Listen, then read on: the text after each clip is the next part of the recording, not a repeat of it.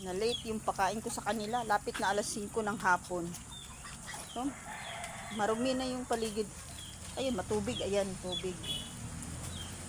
Sobrang lakas ng ulan.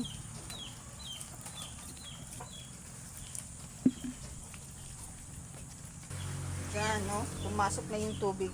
Ulan. Ayan, hindi pa naman basa. Buti yun may takip ng sako yung itlogan nila. Kaya hindi masyadong mabasa sa ulan.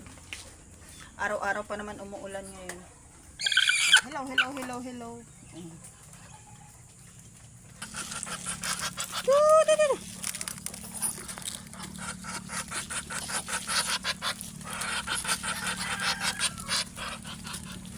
Hindi na ako nakapagwalis, oh.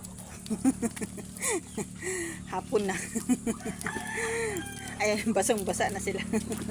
Pero gustong-gusto nila na basa sila. Yun ang gusto ng pato. Pero hindi yan nababasa sila talaga ha, kasi madulas yung tubig. Pag dumaloy dun sa nila, balahibo nila.